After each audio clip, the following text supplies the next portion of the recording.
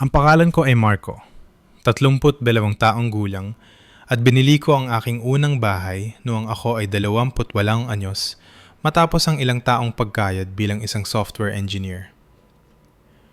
Sa aming paglaki, ang aking nakababatang kapatid na si Nika ay laging nakukuha ang anumang gusto niya habang ako ay pinaghihirapan ang lahat.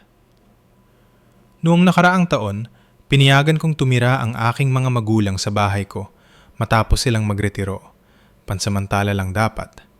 At pagkatapos ay tinanggap ko rin si Nika matapos ang kanyang pakikipaghiwalay sa nobyo. Kahapon, habang nagpepresenta ako sa Cebu para sa trabaho, nag-vibrate ang aking telepono. Ang text ni tatay ay nagsasabing, "Hindi ka na welcome sa bahay. Ang mga gamit mo ay nasa garahe na." Bago ako lumalim sa kwento, mag-iwan ng komento kung saan kayo nanonood. I-hit ang like at subscribe kung naranasan nyo na ring abusuhin ng pamilya ang inyong kabutihang loob. Lumaki ako sa isang middle class na subdivision sa Laguna, sa isang simpleng bahay na may 3 kwarto at maliit na bakuran, kung saan paminsan-minsan ay nagiinuman o nagbabarbecue si tatay tuwing tag-init. Mula sa aking pinakaunang mga alaala, ako na ang responsabal. Ang anak na gumagawa ng takdang aralin nang hindi na kailangang utusan. Ang nag-iipon ng baon sa halip na ibili ng candy. Ang tumutulong sa gawaing bahay nang walang reklamo. Ang kapatid kong si Nika, na mas bata ng 4 na taon, ay palaging baby ng pamilya. Ang prinsesa na hindi nagkakamali. Ang aming mga magulang, sina Roberto at Dina, ay nagpapatakbo ng isang maliit na hardware store na nagbigay sa amin ng komportableng buhay, ngunit nangangailangan ng mahabang oras ng trabaho. Si tatay ay istrikto at disiplinado sa akin, ngunit natutunaw kapag umiyak na si Nika. Si nanay ay mas malumanay, ngunit pinaiiral ang dinamiko ng pamilya. Si Marco ay malakas at kayang tumayo sa sariling paa. Si Nika ay nangangailangan ng proteksyon at espesyal na atensyon. Kapag umuwi ako na may matataas na grado, inaasahan na yon. Dapat lang yan, sasabihin ni tatay sabay tango. Ngunit kapag si Nika ay nakakuha ng pasang awa, ang selebrasyon ay en grande. Kumakain sa labas, dagdag na oras sa TV, at bagong damit bilang gantimpala sa pagsisikap niya. Nagpatuloy ang ganitong sistema hanggang high school. Nagtrabaho ako ng part-time bilang taga-ayos ng estante sa lokal na grocery para makaipon pang kolehiyo. Si Nika ay nakatanggap ng kotse para sa kanyang ika-16 na kaarawan. Segunda mano pero kotse pa rin. Habang ako ay nagtitiyaga sa bus at jeep hanggang sa makabili ako ng sarili kong sasakyan noong nasa ika-2 taon na ako sa kolehiyo. Pareho rin ang kwento sa kolehiyo. Pumasok ako sa isang universidad ng estado or state university gamit ang partial scholarship. Nagtatrabaho ng 20 oras linggo-linggo para mabayaran ang natitirang matrikula at gastusin. Tumira ako sa pinakamurang dormitoryo, kumain ng instant noodles at pancit canton, at nakatapos na may kaunting utang, salamat sa aking disiplina. Samantala, ang aking mga magulang ay nakahanap ng paraan para pag-aralin si Nika sa isang mamahaling pribadong kolehiyo sa Maynila. Tumira siya sa magandang kondo, nagpalit ng kurso ng 3 beses, at nakatapos pa rin na buo ang suporta nila, parehong emosyonal at pinansyal. Pagkatapos ng pagtatapos, nakakuha ako ng trabaho sa TechFusion, isang lumalagong kumpanya ng software. Nagsimula ako bilang junior developer, ngunit mabilis na umangat. Namuhay ako ng matipid, nakitira sa apartment kasama ang 2 lalaki at inilagay ang bawat sobrang piso sa ipon. Sa edad na 28, nakaipon ako ng sapat para sa down payment ng isang simpleng bahay na may 3 kwarto sa isang umuunlad na subdivision sa Cavite. Hindi marangya, pero akin. Nangangailangan ng pagkukumpuni ang bahay. Ginugol ko ang mga katapusan ng linggo sa pagpapalit ng mga lumang ilaw, pagpipintura ng pader, at pag-aayos ng teras. Bumibisita ang mga magulang ko paminsan-minsan, laging may mga komento tulad ng, "Medyo magulo ang lugar na ito, hindi ba?" O kaya, "Hindi mo ba kayang bumili ng mas malapit sa amin?" Hindi nila kailanman kinilala ang tagumpay ng pagkakaroon ng sariling bahay bago mag-30. 3 taon na ang nakararaan, nagsimulang humina ang hardware business ng pamilya dahil sa kompetisyon mula sa malalaking mall at Home Depot. Si tatay, matigas ang ulo gaya ng dati, ay tumangging sumabay sa pagbabago. Bumagsak ang benta. Lumaki ang mga utang at kalaunan, ay napilitan silang magsara. Ang kanilang retirement savings na nakatali sa negosyo ay labis na naapektuhan.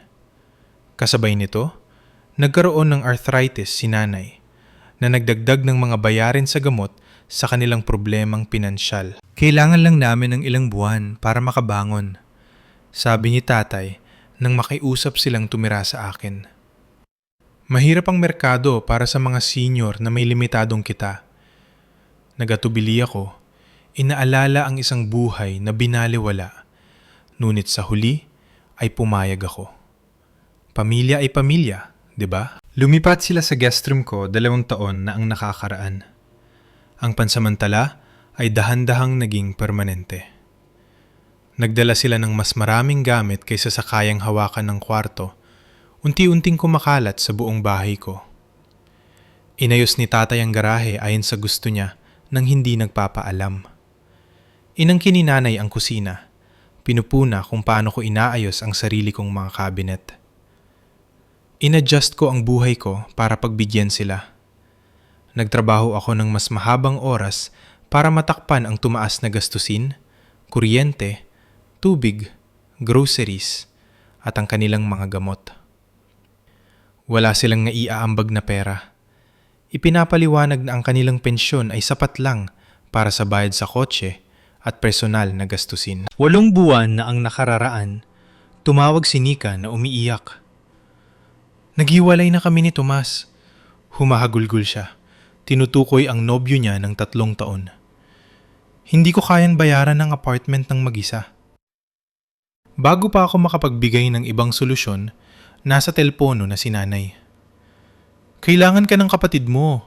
Pwede siyang tumira sa home office mo pansamantala." Ang home office ko ay naging kwarto ni Nika. Ang aking pinagtatrabahuhan ay nailipat sa isang sulok ng aking kwarto. Naging masikip ang bahay, pero nag-adjust ako.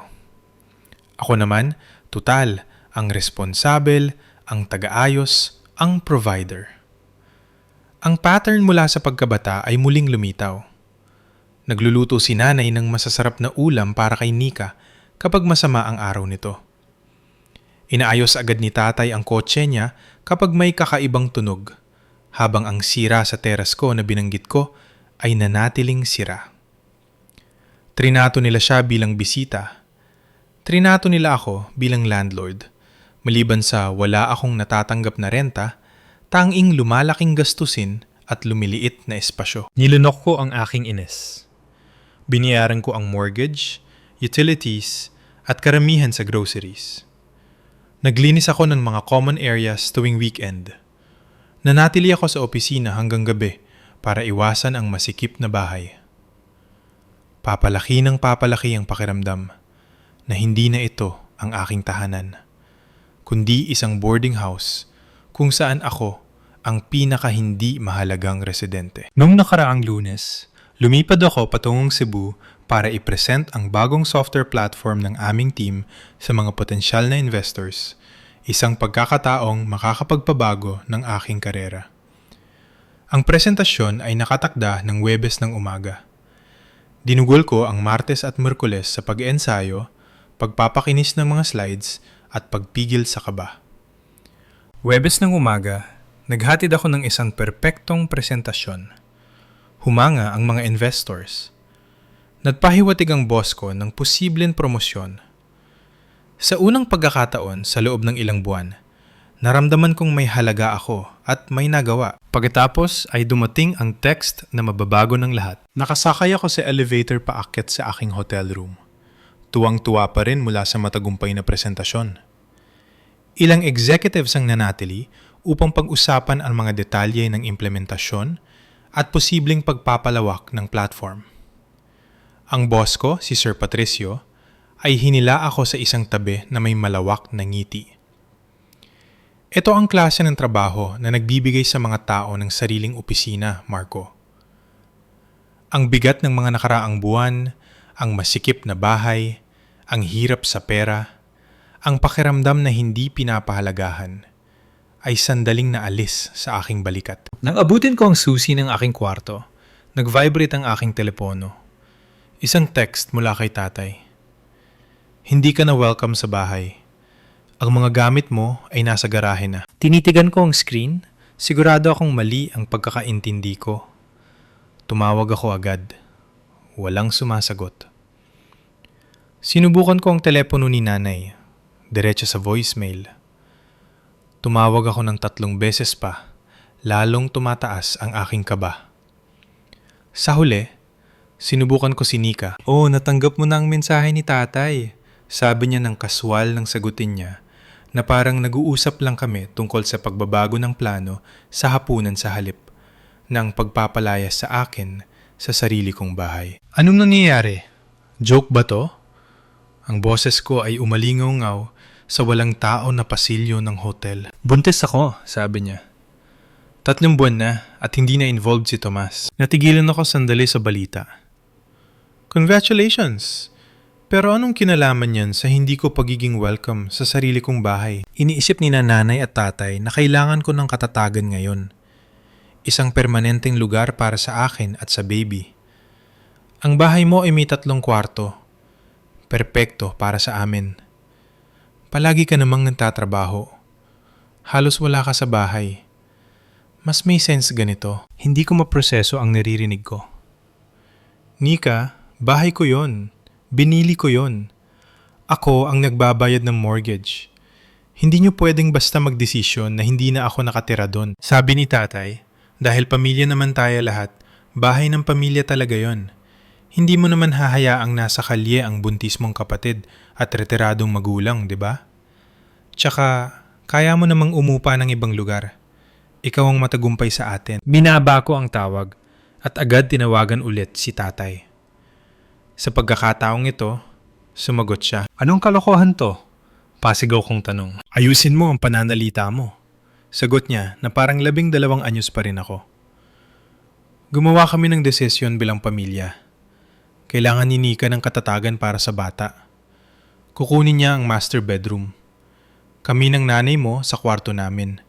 At ang 3 kwarto ay magiging nursery. At saan naman ako titira? Pinilit kong patatagin ang boses ko. Matagumpay kang binata na may magandang trabaho. Malalaman mo rin yan. Ang tono niya ay malamig at walang pakialam. Inimpake na namin ang mga personal na gamit mo. Nasa mga kahon sa garahe. Pwede mong kunin mo yung weekend. Hindi niyo ako pwedeng palayasin sa bahay ko. Ako ang may-ari.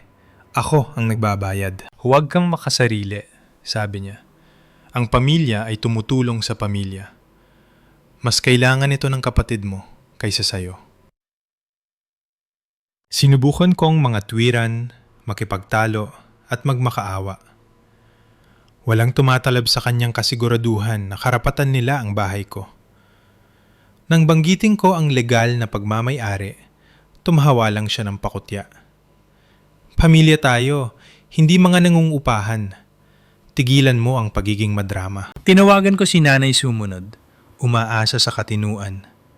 Sa halip, nakuha ko ang pasibong pagsang-ayon sa desisyon ni tatay. Anak, nasa delikadong kondisyon ang kapatid mo. Siguradong naiintindihan mo naman. Hindi mo naman gugustuhing ma-stress siya habang nagbubuntis. Delikado yon para sa baby. Naglakad-lakad ako sa kwarto ng hotel.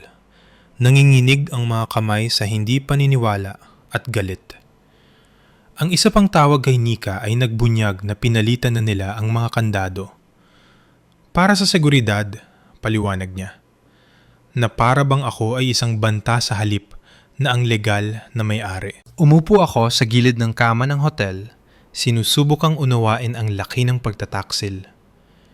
Ang mga taong dapat ay pinakamamahal ako ay nagpasya na ako ay dispensable.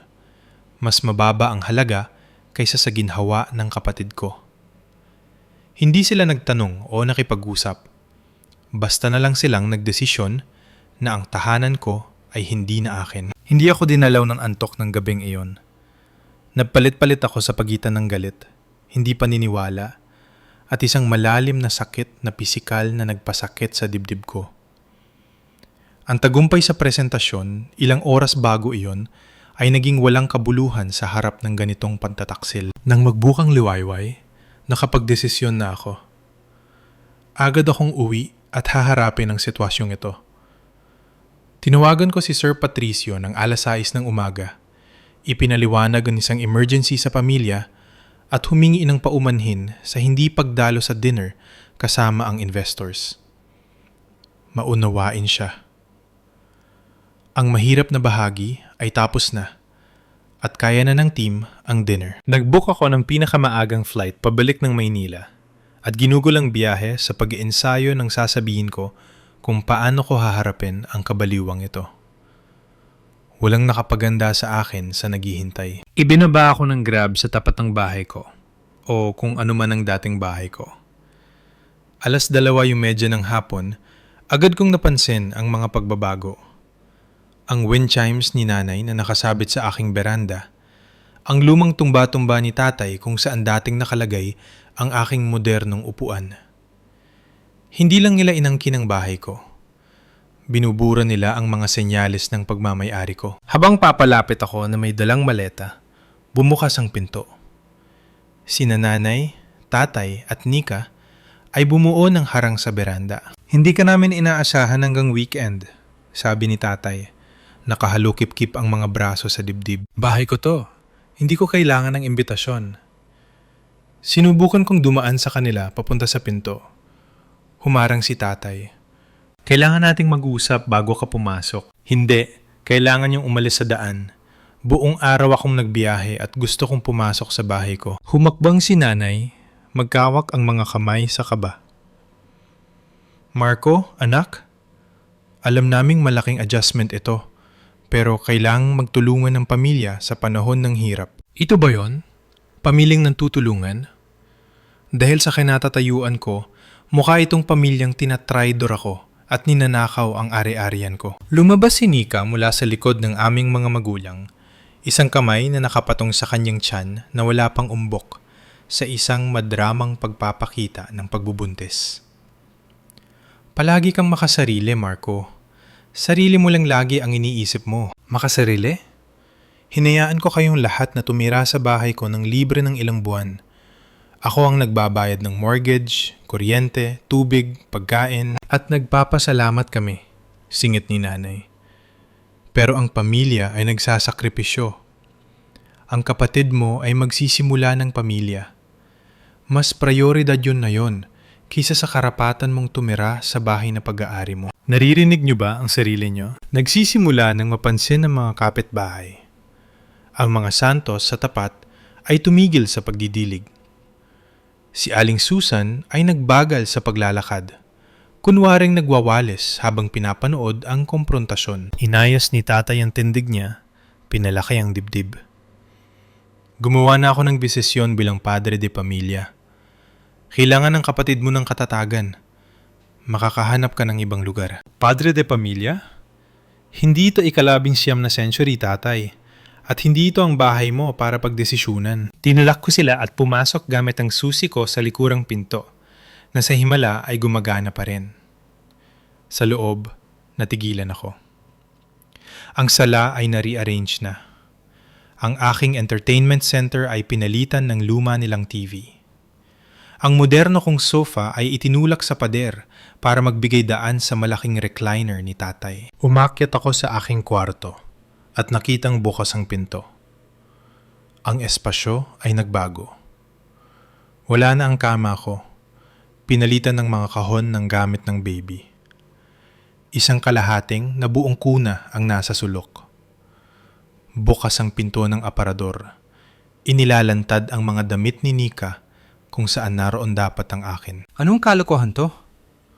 Lumingon ako at nakita silang nanonood mula sa pintuan. Ang nursery, sabi ni Nika na may ngiti. Di ba gumaganda na? Nahanap ni nanay ang kuna sa isang surplus shop kahapon. Ang kaswal na paraan ng pag-uusap nila tungkol sa pag-convert ng kwarto ko nang walang paalam, nang hindi man lang naghihintay na alisin ko ang mga gamit ko, ay nag-iwan sa akin na walang masabi sa galit. Nasaan ang mga gamit ko? Mga damit ko? Computer ko? Nasa garahe? Tulad ng sinabi namin sa'yo, sabi ni tatay. Halata ang pagkainip. Naging maingat kami sa lahat. Ngayon, sa tingin ko, dapat ka nang umalis hanggang sa kumalma ka. Ang stress na ito ay hindi makakabuti sa kapatid mo. Wala akong pupuntahan. Bahay ko to.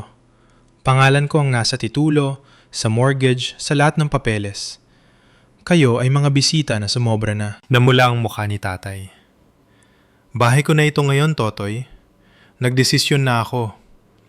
Kami ng nanay mo ang nagpalaki sa'yo, nagpakain, nagdamit sa loob ng 18 taon. May utang na loob ka sa amin. May utang na loob? Binabayaran ko ang gastusin nyo sa loob ng 2 taon. Pagkatapos ng lahat ng sakripisyo namin para sa'yo? Ang boses ni nanay ay naging mapangkonsensya na kilala ko mula pagkabata. Isinuko namin ang mga bakasyon, nag-overtime, lahat para mabigyan ka ng oportunidad. Ganito mo kami susuklian? Sa pabibigay ng libreng pabahay ng ilang taon? Oo, muhangang kabayaran na yon. Humakbang si Nika. Nangingilid ang luha sa mga mata. Kailangan ko ang lugar na to para sa baby ko, Marco. Wala ka bang pakialam sa magiging pamangkin mo? Saan kami pupunta? Sa parehong lugar na gusto niyo akong papuntahin. Kahit saan, wag lang dito. Ang pagtatalo ay lumala. Tumaas ang mga boses, nagbatuhan ng sumbat. Ang mga taon ng sama ng loob ay lumabas. Ang paboritismo nila, ang hinanakit ko, ang entitlement nila, ang inis ko. Ang maskara ng harmonya ng pamilya ay tuluyang nabasag. Nang tumanggi akong umalis, nagpakitang gilas si tatay sa pagtawag ng pulis. Ang anak ko ay nanggugulo at nagbabanta sa amin, sumbong niya. Isang madramang pagganap para sa dispatcher at sa mga kapitbahay na hayagan ng nanonood. Pagkalipas ng 20 minuto, dumating si Officer Reyes na mukhang hindi komportable habang tinatantiya ang sitwasyon. Sir, naiintindihan kong away pamilya ito. Pero kung hinihiling ng mga may-ari na umalis kayo, inilabas ko ang aking telepono, ipinakita ang aking mortgage documents at property tax records. Ako ang may-ari, pangalan ko lang. Nakatira sila dito dahil piniyagan ko pansamantala. Sinuri ni Officer Reyes ang mga dokumento, tapos ay humarap sa pamilya ko na may ibang disposisyon. Sir, ma'am, mukhang ang anak nyo ang legal na may-ari ng ari-arian. Ang gulat sa kanilang mga mukha ay halos sulit sa sakit ng nakaraan 24 na oras.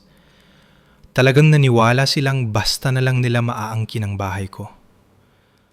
Ang kapal ng mukha ay nakakagulat. Nagbabanta pa rin siya sa amin, pagpupumilit ni tatay.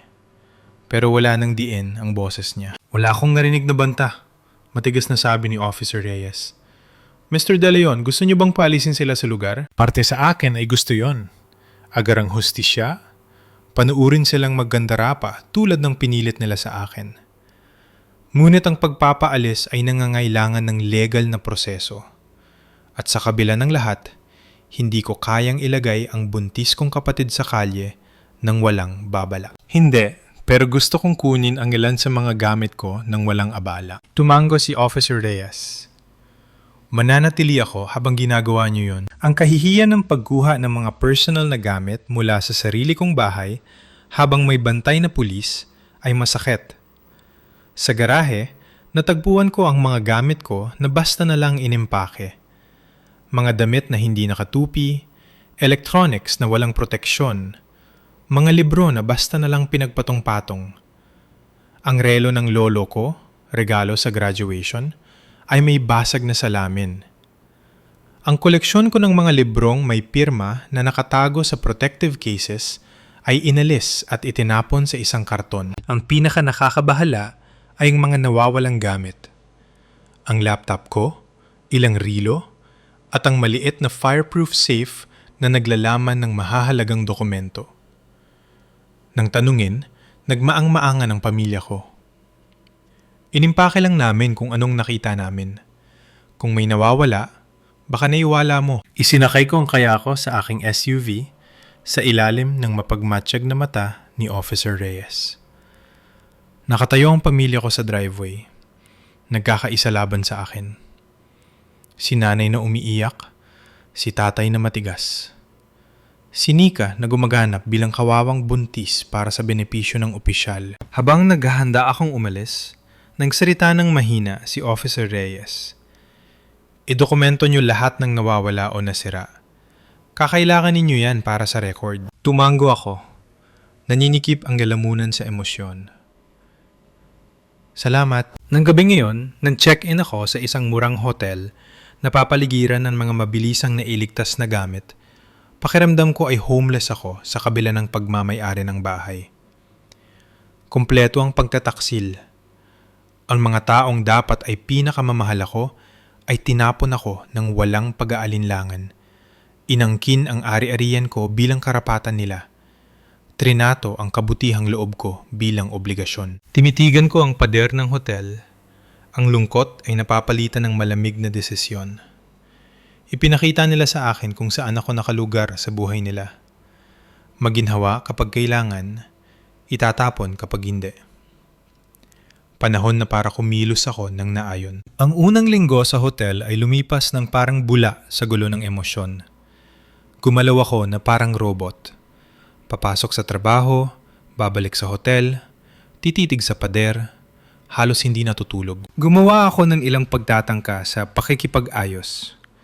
Hindi dahil naniniwala akong karapat-dapat sila sa kapatawaran, kundi dahil desperado akong maunawaan kung paano ako magagawang traidurin ng ganito ng mga taong nagpalaki sa akin. Ang unang tawag ko kay tatay ay inaasahan ng magiging pangit. Pinalalaki mo ang maliit na bagay, giit niya. Ganito ang ginagawa ng pamilya. Nag-a-adjust sa pangangailangan. Ang pamilya ay hindi nagnanakaw ng bahay sa isa't isa. Sagot ko. Wala kaming ninakaw. Ipinamahagi lang namin ang yaman ng pamilya kung saan mas kailangan. Ikaw ay establisyado na. Ang kapatid mo ay hindi. Dahil pinaghirapan ko ang lahat habang ibinigay niya sa kanya ang lahat. Kita nyo, ito ang dahilan kung bakit kami nagdesisyon nang wala ka. Palagi kang may hinanakit sa pangangailangan ng kapatid mo. Anong klaseng kuya ka? Pangangailangan aluho niya? May pagkakaiba yon. Marco, may utang na loob ka sa amin sa pagpapalaki sa'yo. 21 taon ng pagkain, damit, tirahan, edukasyon. Nakwenta mo na ba ang halaga niyan? Ang usapan ay lumala mula doon, nagtapos sa kanyang deklarasyon na patay na ako sa kanya hanggang sa tumanda ako at tanggapin ang responsibilidad sa pamilya. Ang ironya ng pang-aaral niya sa akin tungkol sa responsibilidad habang nakatira sa bahay ko ng libre ay tila hindi niya napapansin. Ang approach ni nanay ay iba pero parehong nakakalason. Nadudurog ang puso ko, Marco, hikbi niya sa telepono. Nakikita ang mga anak ko na nag-aaway ng ganito. Hindi kita pinalaki na maging matigas ang puso. Pinalaki niyo akong maging responsabale. Tapos pinarusahan niyo ako dahil dito sa pamamagitan ng pag-aabuso. Kung mahal mo kami, maiintindihan mo ang pag-aalala ng isang ina para sa kanyang buntis na anak. Gusto mo bang maging homeless ang kapatid mo at ang inosenteng sanggol? May mga option bukod sa bahay ko, nanay.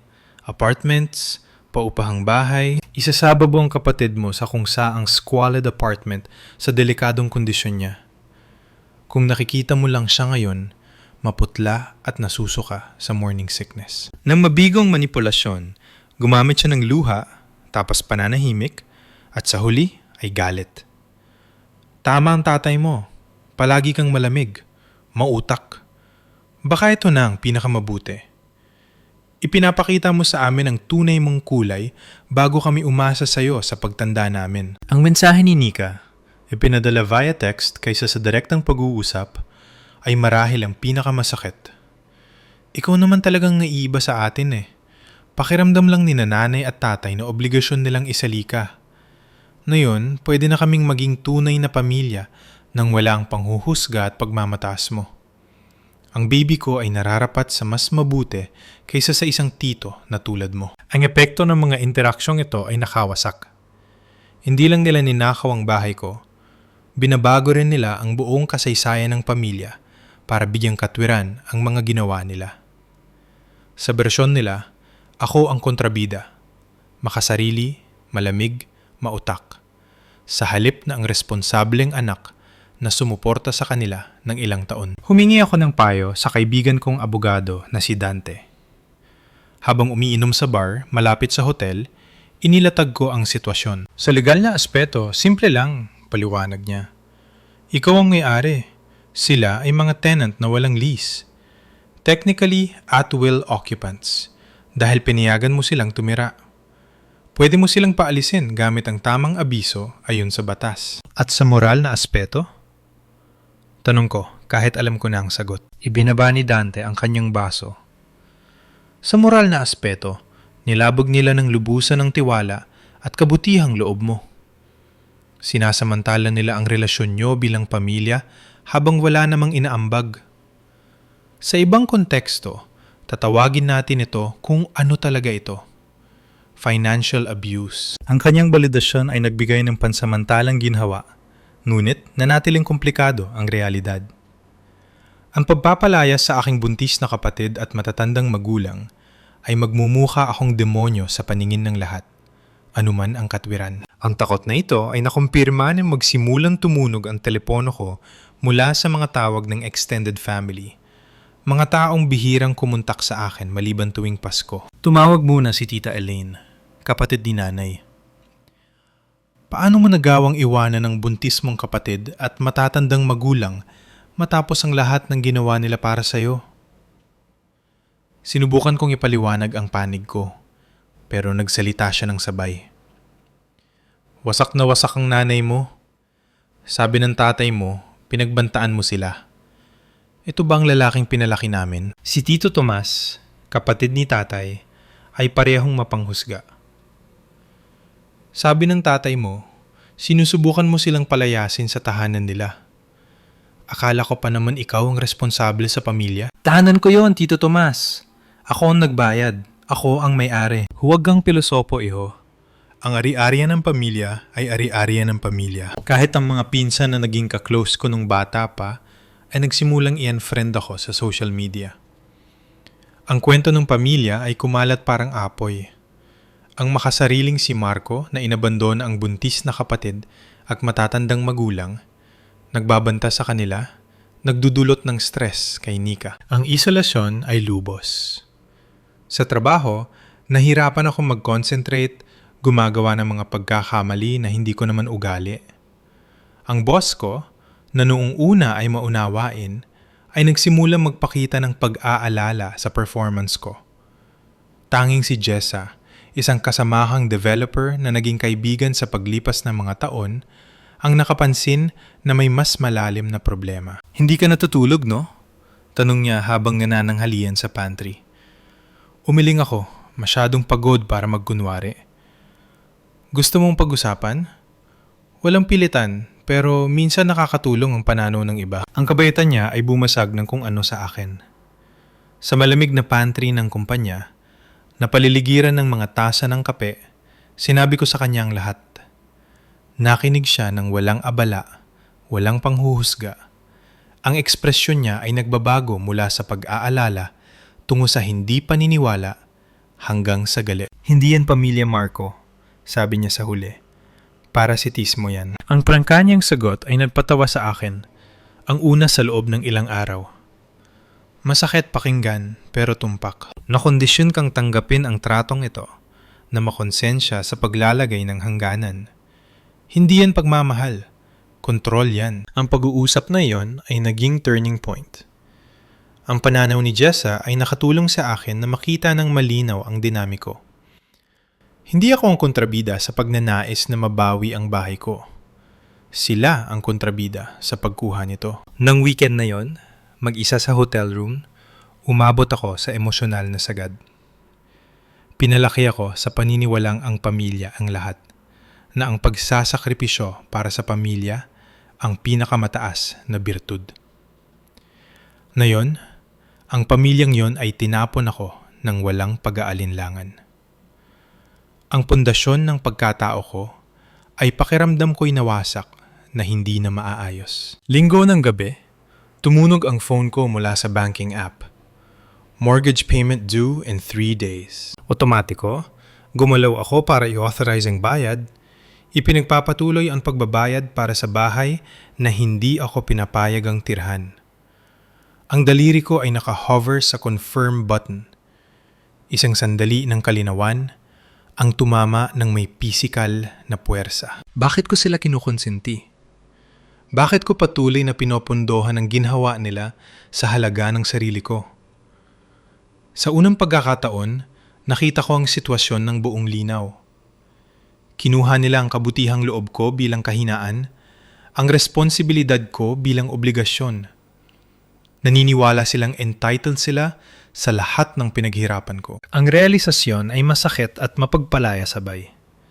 Isinara ko ang banking app nang hindi ina-authorize ang bayad. Kung gusto nila ang bahay ko, bayaran nila. Kung hindi nila kayang bayaran, haharapin nila ang kahihinatnan ng mga aksyon nila. Marahil sa unang pagkakataon sa aming pamilya. Natulog ako ng mahimbing ng gabing yun, walang panaginip at malalim. Tulad ng isang taong sa wakas ay ibinaba ang pasanin na matagal na niyang dala. Lunes ng umaga ay dumating na may bagong kalinawan. Sa halip na ulap ng pagtataksel at sakit, nagising ako na may layunin. Hindi lang ito tungkol sa pagbawi ng bahay ko. Ito ay tungkol sa pagbawi ng aking respeto sa sarili at pagtatag ng mga hangganan na dapat noon pa umiral. Unang hakbang, siguraduhin ang aking posisyong pinansyal. Nag-sick leave ako sa trabaho, tapos nag-schedule ng appointment sa aking financial advisor at isang real estate attorney. Hindi si Dante, kundi isang espesyalista. Ang aking financial advisor, si Eleanor, ay sinuri ang sitwasyon ko ng may profesional na distansya. Ihiwalay natin ang emosyon sa pera, sabi niya. Ang mortgage ay nasa pangalan mo lang, tama? Walang co-signers. Tama. At walang formal na kasunduan sa renta sa mga kamag-anak mo? Wala, dapat pansamantala lang. Tumango siya. Mula sa pananaw na pinansyal, may ilang option ka. Pwede mong ituloy ang pagbabayad habang pinaprocess ang eviction, epektibong sinusustentuhan sila. O pwede kang tumigil sa pagbabayad at hayaang magsimula ang foreclosure process, na pipilit sa kanila na umalis, pero sisira sa credit score mo ng ilang taon. Paano kung ibenta ang bahay? Hindi mo maibebenta ng may nakatirang hindi otorisado, maliban kung makikipagtulungan sila sa showings. Sa kwento mo, mukhang malabo yan. Ang konsultasyon kay Attorney Miguel ay parehong seryoso. Kahit pamilya, sakop pa rin ng batas. Tinuturing silang at-will tenants. Pwede nating tapusin ang pananatili nila gamit ang demand letter, karaniwang 30 days. Kung ayaw umalis, magsasampa tayo ng kaso para sa ejectment. Gaano katagal? Best case, 30 days kung aalis agad. Worst case, buwan o taon kung lalaban sila. Umalis ako sa parehong pulong na may mas malinaw na pag-uunawa. May karapatan ako, pero hindi ito magiging mabilis. Samantala, kailangan ko ng matitirhan. Nakatulong si Jessa. Ang kapatid niya ay nagtatrabaho sa property management at tinulungan ako makahanap ng 1-bedroom apartment. Mura, malapit sa trabaho, at may available agad. Hindi magarbo, babala ni Jessa. Pero simula to. Basic lang ang apartment, pero malinis at higit sa lahat, akin.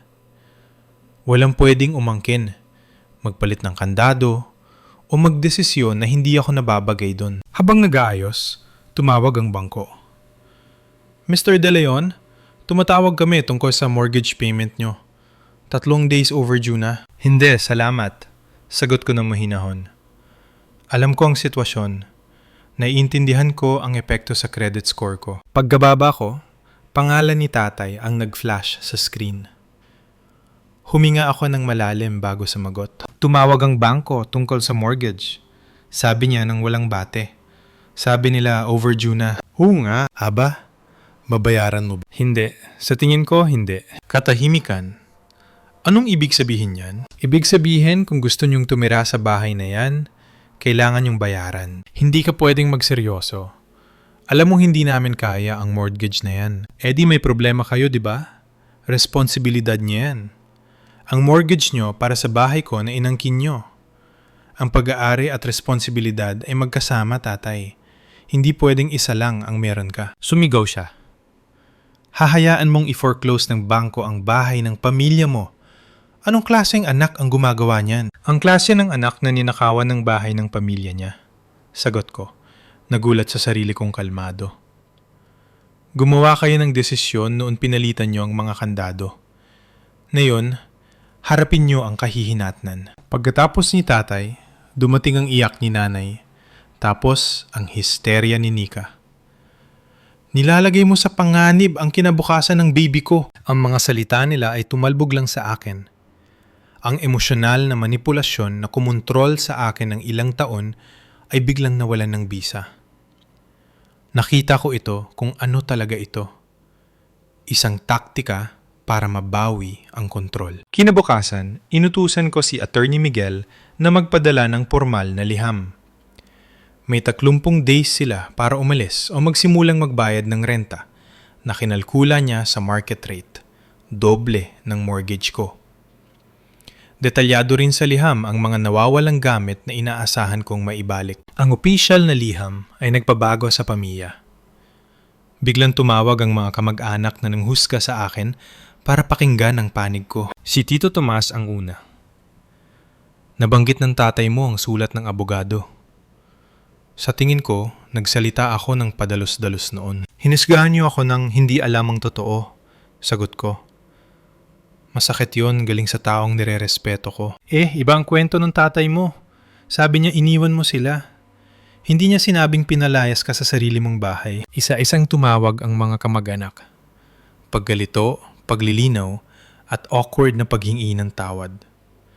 Ang kwento ng pamilya ay gumuguho sa ilalim ng bigat ng legal na dokumento at katotohanan. Sa trabaho, bumuti ang performance ko. Patuloy na naging suporta si Jessa. Papalapit na ang 30 day mark. Kinumpirma ni Atty. Miguel na hindi pa umaalis ang pamilya ko at hindi rin nagbabayad. Magpuproceed tayo sa kaso, payo niya. Humanda ka, magiging magulo ito. Magulo nga. Nagpadala ang bangko ng babala tungkol sa foreclosure. Ang panic ng pamilya ko ay tumaas. Ang galit ni tatay ay naging banta. Hindi mo na makikita ang pamangkin mo. Patay ka na sa pamilyang ito. Si nanay ay nagpalit-palit sa guilt trips at sakit. Ang BP ko ay tumataas dahil sa stress na ito. Kung may mangyari sa akin, konsensya mo na.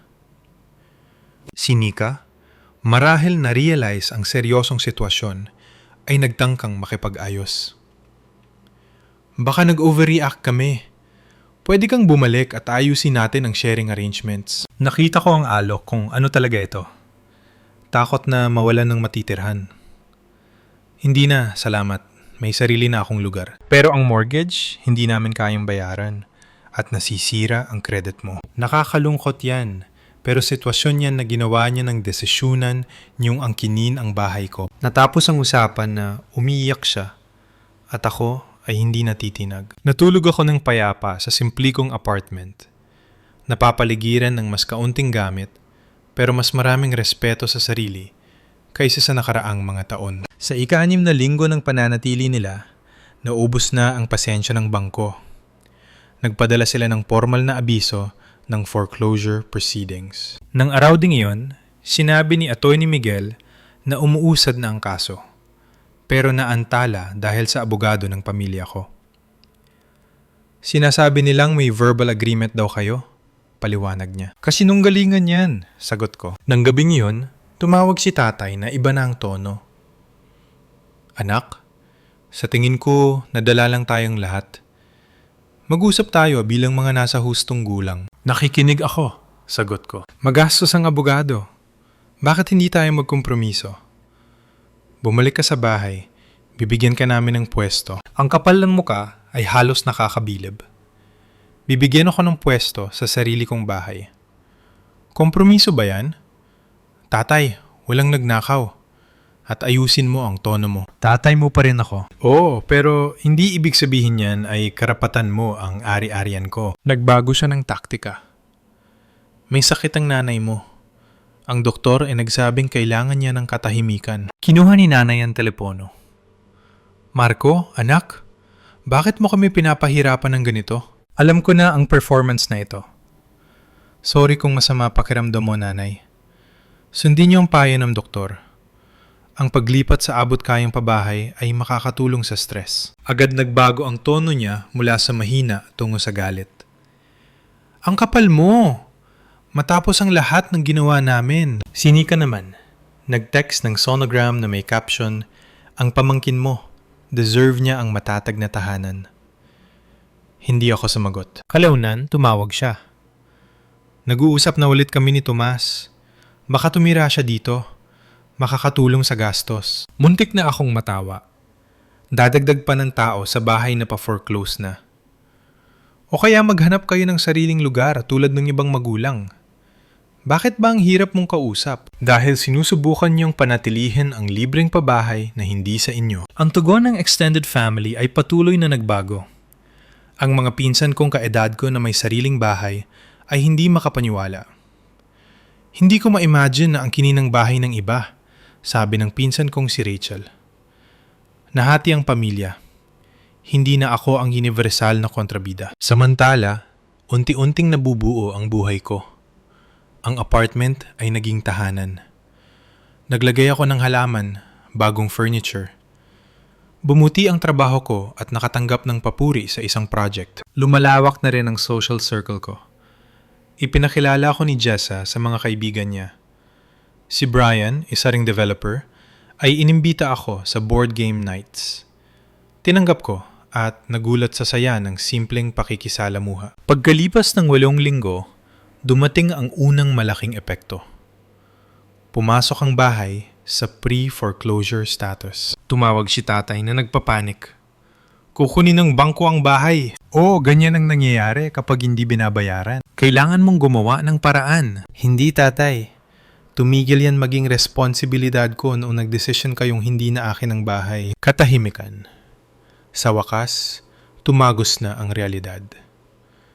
Saan kami pupunta? Ang parehong tanong na hinarap ko noong pinalayas niyo ako.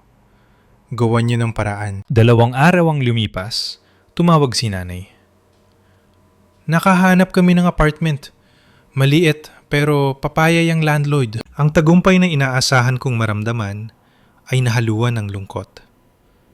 Mabuti naman. Gusto ng tatay mong itanong, kung aalis kami, itutuloy mo ba ang bayad para protektahan ang credit mo? Ito ang unang pag-amin na sumobre sila. Oo, kapag nakumpirma akong bakante ng bahay, hindi namin madadala lahat. Kunin mo na lang ang bahalaga. Sina Nika at Tomas ay nakahanap din ng maliit na apartment. Hindi ito ang gusto namin, text niya. Hindi ako sumagot. Nang dumating ang araw ng inspeksyon, isinama ko si Jessa at si Brian. Ang bahay na pinasok ko ay halos hindi ko na makilala. Binaliwala ang lahat. Maduming carpet, may mansa ang pader, pundido ang mga ilaw. Ang lababo ay puno ng hugasin. Ang ref ay may panis na pagkain. Mas nakakabahala ang nakita ni Brian. Water damage sa ilalim ng lababo sa taas.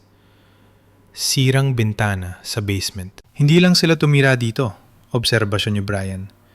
Pinarurusahan kanila gamit ang bahay. Hindi rin sila nagbayad ng bills ng 2 buwan. Habang papalabas kami, napansin ni Jessa ang isang sobre sa kitchen counter. Imbitasyon sa baby shower ni Nika na may note. Dapat magkakasama ang pamilya sa mahahalagang sandali. Ang manipulasyon ay sobrang tindi na halos nakakatawa na. Matapos ang lahat, ine-expect pa nilang pupunta ako na may regalo. Iniwan ko ang imbitasyon sa counter pinatay ang ilaw, at nilak ang pinto. 6 na buwan na ang nakalipas mula nang mabawi ko ang bahay. Marami ang nagbago. Matapos makita ang pinsala, nagdesisyon akong ibenta ang Airy Arian. Masyadong maraming masakit na alaala. Sa kabutihang kalad, mabilis na ibenta ang bahay. Ang kinita ay sapat para sa down payment ng isang modernong 2-bedroom condo na mas malapit sa trabaho. Mas maliit, pero payapa. At higit sa lahat, akin lang. Ang relasyon ko sa pamilya ay nagbago sa isang bagay na kinakailangan. Matapos ang therapy, nantakda ako ng limitadong contact. Sina nanay at tatay ay nakatira na sa maliit na apartment. Ang realidad ng pananalapi ay humabol na sa kanila. Sa aming buwan ng tawag, bihira nang magbanggit si tatay ng nakaraan at nawala na ang otoridad sa boses niya. Nanganak si Nika ng malusog na batang babae, si Sofia. 3 buwan na ang nakakaraan. Ang relasyon niya kay Tomas ay magulo pa rin. Ang pagiging ina ay pumilit sa kanya na maging mature ng kaunti. Nang tumanggi ako magbigay ng regalo maliban sa isang simpleng gamit, nagalit siya. Ito lang ba ang halaga niya sa'yo? Hindi pa rin niya naiintindihan. Pinapanatili ko ang contact para lang makita ang pamangkin ko sa mga pampublikong lugar. Ang pinaka nakakagulat ay ang paglago ng mga relasyon ko sa labas ng pamilya. Naging matalik na kaibigan ko si Jessa. Si Brian ay ipinakilala ako sa hiking group. At higit sa lahat, si Lara, na nakilala ko sa game night. Ang relasyon namin ay binuo sa respeto at malinaw na komunikasyon. Sa trabaho, nakuha ko ang promosyon. Ang dagdag na kita ay hindi nagpupundo sa luho ng iba. Isang simpleng katotohanan na revolusyonaryo pa rin para sa akin. Natutunan ko na ang pamilya. Sa pinakamatatag na anyo nito ay dapat suporta at hindi obligasyon. Na ang pagmamahal na walang respeto ay hindi tunay na pagmamahal. Minsan, ang paglayo ang pinakamahabaging desisyon. Para sa mga nanunood na nakaka-relate, tandaan na may karapatan kayo sa respeto. Ang tagumpay nyo ay inyo. Ang hangganan nyo ay balido. Minsan, ang pinakamapagmahal na aksyon ay ang manindigan kahit hinihila kayo ng konsensya at obligasyon. Kayo ba? Naranasan niyo na bang magtakda ng mahirap na hangganan sa pamilya? I-share ang kwento nyo sa comments. Salamat sa pakikinig.